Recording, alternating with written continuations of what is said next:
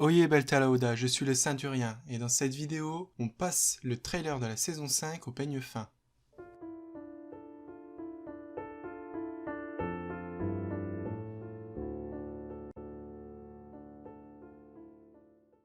Comme vous le savez, le trailer est sorti en octobre, mais je sors cette vidéo seulement maintenant, parce que voilà, j'ai eu des empêchements, notamment avec le confinement, des petits problèmes logistiques on va dire, et donc je voulais m'excuser pour ce retard, et j'espère que la vidéo vous plaira quand même. Ça y est, on a enfin notre premier trailer pour la saison 5, et surtout une date de sortie, 16 décembre, ça c'est génial. Première bonne annonce donc de 2 minutes 54, qui a été révélée jeudi soir lors du panel de la Comic Con. Donc c'était en ligne, c'était une vidéo préenregistrée sur YouTube avec les membres du casting et les créateurs de la série. Donc moi j'ai pu suivre cet événement en direct, j'ai vraiment pris une claque avec ce trailer. Je trouve que les trailers de la saison 4 étaient déjà super réussis, mais là on passe vraiment à un autre niveau, on nous en met plein les yeux, on revoit nos personnages principaux, bref, on nous tease bien. Donc pour résumer, j'ai trouvé qu'en moins de 3 minutes, ils ont vraiment réussi à nous chauffer pour la saison 5. Qui, comme les auteurs l'avaient dit, risque d'être la meilleure de toutes. Bon, on va passer au peigne fin à cette bonne annonce. Je vais essayer de faire le lien avec tout ce dont j'ai parlé dans ma vidéo, à la fois récap des infos, et puis celle sur toutes les fuites par rapport à l'histoire de la saison 5. Et du coup, c'est parti. Je tiens quand même à vous prévenir que voilà, j'ai pas fait d'études de cinéma, je suis pas réalisateur, je suis pas un pro du storytelling, donc l'avis que je vais vous donner et les petites infos que je vais ressortir de ce trailer, ça va vraiment être par rapport à mon ressenti de fan. Je vous parle vraiment en tant que fan de la série et pas en tant que, je suis pas expert du cinéma, expert des séries, des trailers. C'est vraiment une vidéo d'un fan à d'autres, donc prenez quand même ça en considération.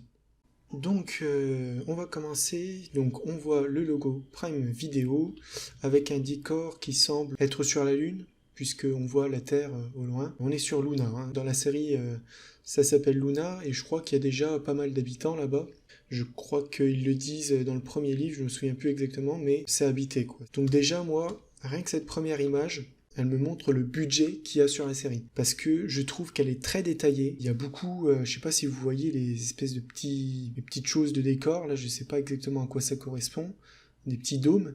En tout cas, il y en a vraiment beaucoup et je trouve que avec l'éclairage, la profondeur aussi du décor, je trouve que sur ce type d'effets spéciaux là, on est vraiment dans du haut niveau. Ça fait vraiment un effet film et en tout cas ça donne vraiment du cachet. Alors on commence également le trailer avec le message de Marco Inaros. Donc voilà, rien de spécial à dire là-dessus. Ça doit être vraiment au début de la saison. Et il y a un autre indice qui me fait dire que ça risque de pas être forcément dans le premier épisode. Je pense vraiment que c'est pas tout de suite. Ça va être au moins 2 ou 3 épisodes après le début de la série. Je vous explique pourquoi juste après. Donc là, on voit Naomi qui se retourne. Marco qui dit je suis le nouveau capitaine, le nouveau commandant de la Free Navy. On ne sait pas exactement à quoi ça correspond. Après, ça doit être lui et tous ses alliés, puisque j'imagine qu'il va être rejoint quand même par une partie de la PE, par certaines factions. D'ailleurs, ils font référence à ces factions-là un peu plus tard dans le trailer. Donc j'imagine que Free Navy, ça va être le camp de Marco Inaros, avec tous ses alliés. Donc voilà, on voit Holden qui voit également ce message. Donc ça veut dire qu'on aura sûrement plusieurs réactions face à ce message. Donc on voit déjà au tout début la réaction d'une ceinturienne. Là c'est Jim Holden. Il y aura peut-être également d'autres personnages qu'on connaît qui réagiront à ce message. Là pareil, je trouve que ce décor il est juste ouf. Le niveau de détail, la qualité de l'éclairage, franchement, je trouve que c'est du très très haut niveau sur cette saison. Alors c'était déjà bien dans la saison 4, mais c'est vrai que là, je trouve qu'on a encore une fois passé un cap. Tous les détails dans l'image, tous les effets de lumière, les ombres, je trouve que c'est très photoréaliste et que franchement, ça envoie vraiment du lourd. Amazon Original, ou Original avec l'accent. Donc là, un plan comme on en voit beaucoup dans la série. Plusieurs vaisseaux qui sont dans l'espace après avoir traversé l'anneau. Ça a l'air d'être des vaisseaux de la PE. En tout cas, ça n'a pas l'air d'être ni des vaisseaux terriens, ni des vaisseaux martiens. Donc ils se dirigent vers un côté de l'anneau. Voilà, pareil, exactement ce que je disais. On voit Avasarala qui réagit également à ce message, avec une sorte de général là sur le côté. Sans doute quelqu'un qui va se ranger aux côtés d'Avasarala dans cette partie de la saison. Et pareil, d'autres membres importants visiblement. Donc là, on le verra tout à l'heure, mais ce décor-là, c'est sur Luna aussi. De toute façon, on sait que Avasarala, au début de la saison 5, elle n'est plus sur Terre. Ça, j'en ai parlé dans mes vidéos précédentes. Donc pareil, 2 vaisseaux, j'ai un peu du mal à les reconnaître, j'ai l'impression que c'est 2 nouveaux vaisseaux. Je me demande si c'est pas le vaisseau de Ashford, ça, le Tynan. Il me fait penser à ça, mais je crois qu'il avait plus d'antennes, etc. De trucs qui dépassaient, donc là, je me demande si c'est pas la scène où est-ce qu'on voit Drummer qui trouve le vaisseau de Ashford. Amos, qui a une sorte de symbole sur sa tempe, je sais pas si c'est une cicatrice ou une sorte de tatouage. Il est à l'intérieur visiblement d'un vaisseau ou d'une station. En tout cas, ça ressemble plus à un sas de vaisseau puisqu'on voit directement l'espace devant lui. Il y a également plusieurs impacts de balles, j'imagine, sur la vitre. Peut-être qu'il a donné un coup dans la vitre, il aurait peut-être pu la casser. Peut-être c'est juste une façon de décorer l'environnement. Là, on voit Alex. Donc on sait que Kassanvar, l'acteur d'Alex, sera bien dans la saison 5. Donc pour rappel, c'est aussi quelque chose que j'évoquais dans mes vidéos précédentes. Il y a une investigation autour de cet acteur-là parce qu'il aurait abusé de son pouvoir et de sa renommée pour faire un petit peu de harcèlement ou en tout cas des demandes assez particulières à certains de ses fans. Donc ce sont des faits qui datent de plusieurs années, mais ça a été révélé là cet été, en juin ou en juillet. Et c'est vrai que on attend d'avoir des nouvelles de cet acteur pour savoir si il va continuer dans la série, ce qui est assez peu probable, ou si tout simplement il sera remplacé dans la saison 6. Mais bien sûr, comme la saison 5 était déjà tournée au moment où est-ce que tous les faits ont été révélés, ils vont pas toucher à ça. Donc on voit que Alex est donc avec Bobby dans le Razorback, et on va les voir plus tard ensemble, ce qui voudrait dire que ce moment-là pourrait être le début où est-ce qu'ils partent tous les deux sur Mars, puisque plus tard dans le trailer, on les voit sur Mars. Voilà, encore une fois, une réaction face au message de Marco Inaros. Et là, par contre, il y a quelque chose qui est vraiment intéressant, c'est le titre. Marco Inaros claims responsibility. Ça me fait penser à un truc. C'est-à-dire que si elle revendique sa responsabilité, c'est que forcément, il y a quelque chose qui s'est passé, quelque chose de grave.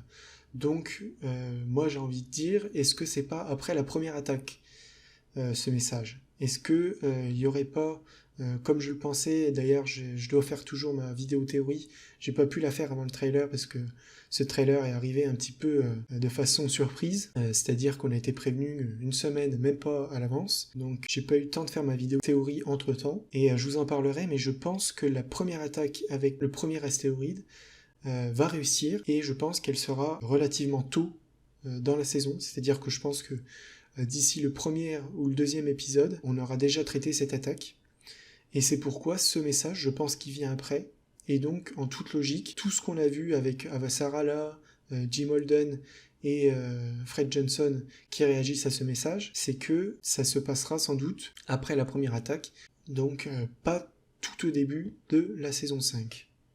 Donc là, on voit encore cet hologramme avec les différents astéroïdes lancés par Inaros. Donc à la fin de la saison 4, pour rappel, il y en avait 8. 8 trajectoires différentes pour arriver sur Terre. Et là, on voit que la cible, c'est bien la Terre. Voilà, sur ce plan-là, rien de spécial à dire. On ne reconnaît pas les personnages. En tout cas, le vaisseau a l'air plutôt sympa, avec ce siège pivotant et tous les écrans. C'est pas mal du tout. Là, j'ai envie de dire gros spoiler, ou pas, puisque c'était assez prévisible. On a le gros rocher recouvert de technologie furtive martienne, qui arrive vers plutôt l'ouest des États-Unis, peut-être un petit peu en dessous, je sais pas exactement, mais l'astéroïde est là, et ça confirme une de mes théories, c'est qu'il va forcément avoir un ou deux impacts, ça c'est sûr et certain, après avoir les conséquences que ça aura, mais c'est sûr que là, Je vois pas comment ils peuvent espérer l'arrêter. Non, là je pense que c'est quasiment sûr, cet astéroïde-là, il va frapper la Terre. Donc là, on a un certain nombre de missiles, plutôt grand nombre, j'ai envie de dire, qui se dirigent vers une planète ou une lune, je ne sais pas, je saurais pas dire pour le coup, mais c'est bien des missiles tels qu'on les connaît.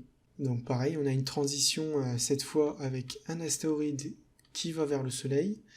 Alors est-ce que ce sera lié au plan qu'on voit plus tard d'un astéroïde à l'abord d'une planète en feu, une planète enflammée en tout cas. Je ne sais pas si c'est ça ou pas, mais c'est vrai que c'est assez curieux pourquoi cet astéroïde va vers le Soleil. Je me demande vraiment c'est quoi le but. La station Taiko, j'ai l'impression encore plus resplendissante que jamais, avec plus de détails. Franchement là-dessus ils ont vraiment réussi les effets spéciaux. Il y a une sorte de construction rouge tout en haut. Je ne sais pas trop à quoi ça correspond. Ça pourrait ressembler à une antenne, mais là-dessus, je sais pas. Je vais pas dire de conneries. Et là, bien sûr, Fred Johnson, un de mes personnages préférés, qui discute avec Jim Holden. Hein. On savait que Fred Johnson allait revenir, puisque ça, pareil, j'en ai parlé dans ma vidéo sur les fuites de l'histoire. Il y avait une photo sur le plateau qui avait fuité, et on le voit dessus, donc pas une très grande surprise, mais en tout cas ça fait plaisir de le revoir. Allez, premier plan du Rocinante vu de l'intérieur, avec Jim qui semble assez seul, vu que on comprend dans ce trailer que Alex et Bobby vont partir sur Mars, Amos y rejoint la Terre, et Naomi, elle va chercher son fils, Philippe, quelque part. En tout cas, elle part à sa recherche. Donc c'est vrai qu'il risque d'être seul pendant un petit moment. Et en tout cas, on sait qu'il est sur Taiko, visiblement au début de la saison. On les voit d'ailleurs se serrer dans les bras, scène qui a l'air assez émouvante. J'imagine que ça vient également du début de la saison. Ça ressemble au décor de leur suite sur Taiko. Et j'imagine qu'elle vient d'apprendre que son fils est toujours vivant. Alors, notre Fred Johnson, qui a repris un petit peu une coiffure un peu plus traditionnelle par rapport aux saisons précédentes. Parce que c'est vrai que ça m'avait assez surpris dans la saison 4, sa coupe un petit peu afro. Et là, il a changé de coiffeur. Alors là, c'est aussi intéressant. Donc on a visiblement un vaisseau de transport de marchandises. Hein. Ça a l'air d'être des cuves peut-être de gaz ou quelque chose comme ça. Et donc ce vaisseau se rapproche d'un décor qui ressemble à celui de la Lune, hein, avec les cratères. J'imagine que c'est un vaisseau qui atterrit sur la Lune. Donc là, une image d'Emos. Alors sur la gauche, on voit un panneau publicitaire avec écrit Titan. Donc c'est vrai que c'est un endroit qui est aussi habité. Après, ça peut tout simplement être une publicité. Donc ça pourrait être le moment où est-ce qu'il quitte Taiko, ou peut-être il est encore sur Luna. On le voit juste après en train de discuter avec l'ancienne secrétaire des Nations Unies. Donc là, un très très beau plan sur Avasarala, avec toujours ces tenues qui sont vachement stylées. Et voilà, avec Amos. Donc je pense que c'est sur Luna ça. Ça doit être au tout début de la saison. J'imagine que l'équipage du Rocinante va se diviser assez rapidement dans la saison. Et un truc intéressant là, on a une carte avec, j'ai l'impression, écrit Ring Colony Applicants. J'imagine que ça correspond aux personnes qui veulent partir faire une colonie sur une planète en dehors de l'anneau. Puis on a ces espèces de 3 zones là. Est-ce que ce serait pas des indices par rapport aux zones d'impact des astéroïdes? Parce que on a vu tout à l'heure qu'il y en avait un qui se dirigeait sur le continent américain. Et là on a le même symbole. Donc est-ce que ce serait pas lié? Mystère, mystère. Ce qui pourrait confirmer 3 impacts, ce qui serait vraiment très lourd en conséquence. Donc voilà, Amos qui précise qu'elle a des histoires à régler à Baltimore. Donc on sait que c'est là-bas qu'il a été élevé. En tout cas, il a passé une partie de son enfance là-bas. Pas dans des trucs tout à fait réglo et pas tout à fait joyeux. J'en ai parlé aussi dans ma vidéo sur les fuites, puisque on l'avait vu sur Terre dans des vidéos qui avaient fuité. Et là, on le voit dans un autre endroit, hein, apparemment sur Terre aussi, une sorte d'endroit assez désaffecté là. Et on se demande bien qu'est-ce qu'il va faire. Donc pour ceux qui ont vu ma vidéo sur les fuites, on sait déjà pourquoi il se rend là-bas. Ça a été mentionné par un des acteurs. Je vais pas vous le spoiler. En tout cas, on sait qu'il va faire une chose en particulier là-bas. Et on sait également qu'il va rencontrer un autre personnage. Voilà, je vous spoil pas, mais on l'a vu dans les fuites. Donc là, comme je disais, j'ai l'impression que c'est le vaisseau de Drummer qui trouve la carcasse du Tynan, le vaisseau de Clay Sashford, J'étais en train de me demander avec qui elle parlait. J'ai pas l'impression de reconnaître la personne, ça doit être une alliée de la PE, mais il n'y a pas de nom sur l'écran. Voilà, et je suis assez content que on reparle un petit peu d'Ashford, ça lui fera un petit hommage, parce que c'est vrai que ça a été une surprise, mais dans le bon sens, ce personnage. Il a évolué de façon très intéressante, je trouve. Et pareil, ça risque d'être une scène assez émouvante. Donc là, on repart sur un moment qui doit être également au début de la saison. Mais c'est vrai que pareil, ça va être une scène très attendue et très émouvante. Et là aussi, très intéressant, un flashback. C'est très rare dans la série, donc c'est vrai que ça doit être mérité. Flashback familial entre Marco, Naomi et Philippe. On sait qu'ils ont fait des trucs assez monstrueux à cette époque-là. Donc Naomi qui explique son plan à notre amie Holden.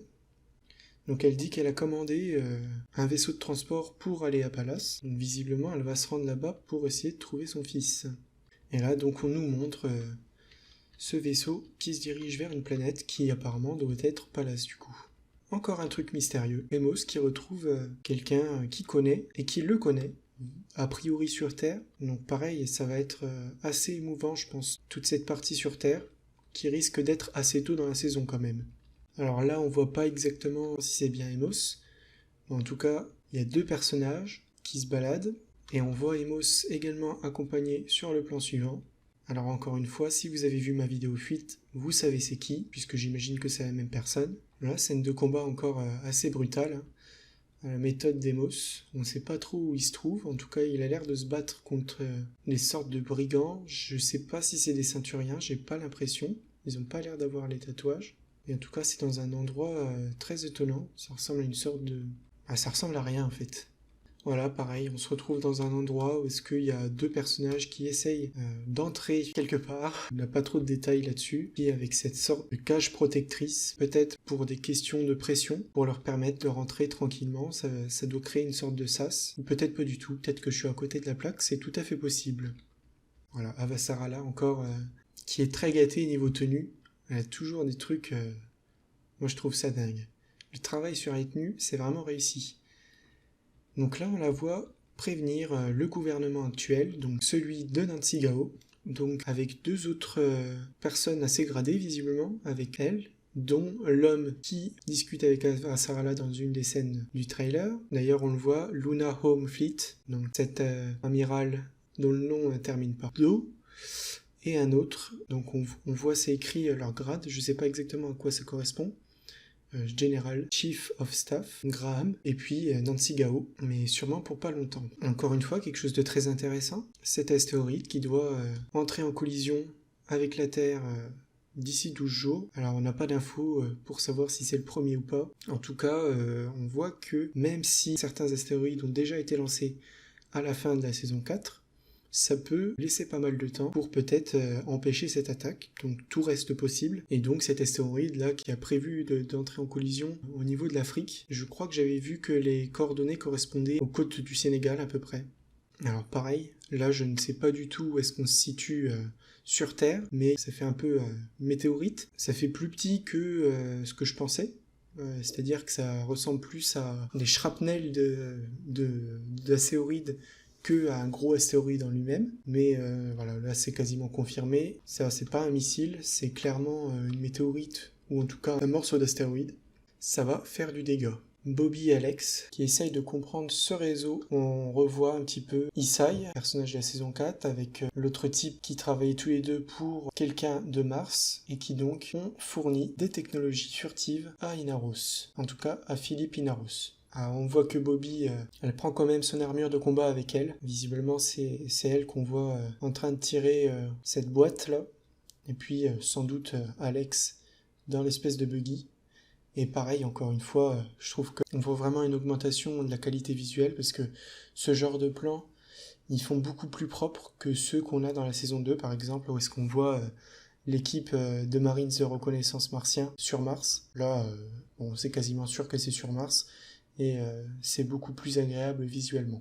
Voilà, là on a Drummer qui se dédouane un petit peu de ce qu'a fait Marco Inaros, j'ai l'impression. Je pense qu'elle se reconnaît pas dans sa façon d'agir. Donc c'est intéressant de voir quelle va être sa trajectoire dans cette saison 5. Alors, un endroit assez spécial qui me fait pas mal penser un peu dans la saison 1, le chantier du Nauvoo, avec ces petites cabines qui se déplacent pour aller observer l'avancée des travaux. Et ça pourrait tout à fait être ça, parce qu'on voit une structure en arrière, là, par ici, qui pourrait être la station Taiko. Et on a aussi tous les reflets rouges qu'on avait vus dans l'image où est-ce qu'on voit la station Taiko avec cette espèce de structure rouge au-dessus de Taiko. Sarala qui a une discussion avec visiblement l'amiral de la flotte située en orbite de Luna. Voilà, encore une fois un plan assez mystérieux à Taiko avec Jim Holden qui regarde quelque chose, mais les reflets ne nous permettent pas de voir exactement qu'est-ce qui se passe sous ses yeux. Très mystérieux ce plan, où est-ce qu'on voit des combattants de l'APE, on voit le logo sur leur casque. Je ne sais pas quelle est leur allégeance, mais ils ont l'air de rentrer dans la station Medina. Je me demande si c'est pas eux qu'on voit en train d'essayer de faire une ouverture un petit peu plus tôt dans le trailer. Peut-être qu'ils sont en train d'entrer par effraction dans la station Medina. Très intéressant, pareil. On sait que Drummer va rencontrer Marco Inaros en tête-à-tête, et visiblement, elle ne le soutient pas. Et on voit que les habitants de la ceinture, il y en a pas mal qui vont prendre le parti d'Inaros. En haut à gauche de cette image, on voit que c'est sur la station Ceres, donc il risque d'avoir quelques révoltes un peu partout dans la ceinture. Peut-être l'occasion de revoir Anderson Dawes, ce qui fait vraiment plaisir. Ouais, il y a pas mal de passages mystérieux. Là, on voit vraiment, en faisant pause au bon moment, que ce sont du personnel de sécurité de la station Taiko. Juste ici, on le voit sur la poitrine du monsieur à droite. On ne sait pas du tout qu'est-ce qui se passe là-bas de si étonnant. Pareil, Marco Inaros qui visiblement va avoir un petit peu de fil à retordre. Tout va pas se passer comme prévu. Et on pourra sans doute compter sur Holden pour lui foutre des bâtons dans les roues. J'aime bien aussi ces petits plans type préparation pour une mission. Donc on voit bien que c'est des vac-suits de la station Taiko. Donc on va passer pas mal de temps là-bas, j'ai l'impression. On peut encore une fois admirer les effets spéciaux sur ce plan. Pareil, toujours très mystérieux. On sait pas exactement ce qui se passe, c'est une sorte d'explosion. Les personnages ont des vac-suits, donc ils sont sans doute dans un sas d'un vaisseau ou d'une station. Il y a quelque chose qui explose juste dehors, là. C'est à ce moment-là qu'on mentionne les factions de l'APE. D'ailleurs, on mentionne une centaine de factions, ce qui est assez étonnant, parce que je pensais qu'il y en avait 8 ou 9, quelque chose comme ça. Mentionné, en tout cas. Je sais que l'APE qu'on voit dans la série, il y en a principalement 2. C'est celui de la station Taiko, dirigé par Fred Johnson, et celui de la station Ceres, dirigé par Anderson Dawes. On voit un petit peu les autres factions comme le Rameau Doré et Black Sky dans les différentes saisons et notamment dans la saison 4, mais c'est vrai que c'est pas très développé et ce sera peut-être le moment. Ouais, je fais pause aussi à ce moment-là où est-ce qu'on voit les ceinturiens qui ont dessiné le portrait de Inaros, sans doute pour lui faire des éloges. Donc on voit bien que ça risque de créer un grand schisme au niveau des ceinturiens, ceux qui vont être pro-Inaros et anti-Inaros. Là, sans doute un plan de Philippe qui se remet peut-être en question. Encore une fois, un plan super classe. Avec, je me demande si c'est pas la personne qui était déjà dans la saison 4 pour représenter la faction Black Sky. Et puis, 2 autres personnes très étranges en arrière-plan. Leurs tatouages, ils inspirent vraiment de la crainte, je trouve. Donc là, on a une réunion de plusieurs types de ceinturiens différents. Et j'ai l'impression qu'on voit Naomi, Marco et Philippe en bas. Tandis qu'à l'étage, les ceinturiens, ils sont à fond dans le truc. Ils tapent des pieds. Alors là, un petit passage sur Mars, où est-ce qu'on voit une image très mystérieuse. J'ai l'impression qu'il y a 5 vaisseaux au milieu de cette carte, de cet hologramme. Et je ne sais pas si c'est des missiles qui lancent, si c'est des trajectoires de voyage qui tracent. En tout cas, on a l'air d'avoir une autre flotte en dehors de l'espace de l'anneau, sur la gauche. Peut-être en bleu, alors je me demande si c'est pas la flotte terrienne. Vu qu'elle est représentée en bleu. Et c'est assez étonnant qu'il n'y ait que 5 vaisseaux martiens. Et pourquoi il y a autant de directions? J'ai plus l'impression que ce sont des trajectoires de missiles, puisqu'il y en a plusieurs qui partent d'un seul même vaisseau. Mais pourquoi ils balanceraient des missiles partout comme ça? Encore une fois, on ne peut pas savoir grand-chose là-dessus avec ces seules images. Et encore une fois, là, si vous voulez une confirmation de l'impact avec la Terre, je pense que ce plan-là, il suffit. On voit bien dans le reflet, en haut, là. Il y a une espèce de truc bleu, je me demande justement si c'est pas le moment de l'impact. Ce qui est assez étrange vu que cet aspect bleu disparaît. Mais on voit qu'il y a beaucoup de gens visiblement sur Luna. Donc je suis en train de me demander si les terriens sont mis au courant, est-ce qu'ils essaieraient pas de fuir tous sur Luna? Ce serait un petit peu le réflexe, je pense. Est-ce que l'ONU ne va pas organiser une sorte d'exode vers Luna? D'ailleurs, ça correspondrait bien au nom du premier épisode, hein, Exodus. Ah, peut-être c'est intéressant cette théorie-là. J'y avais pas pensé jusqu'ici. Un œil en sang et véritablement une météorite, hein, un astéroïde en feu. On voit d'ailleurs que la chaleur décape un petit peu le revêtement furtif. Drummer en pleurs, ça n'annonce pas que du bon. Et alors là, sans doute l'image la plus mystérieuse de ce trailer. Donc on avait vu tout à l'heure l'astéroïde qui partait en direction du Soleil, a priori. Et là on a l'image de cette destruction. C'est assez étonnant parce que l'astéroïde ne va pas dans la surface brûlante, qui ressemble visiblement au Soleil. Hein. Pour moi c'est le Soleil, avec les espèces d'éruptions solaires. Là je sais pas si c'est vraiment ça. Ça ressemble un petit peu à ça. Et l'astéroïde ne va pas vers le Soleil.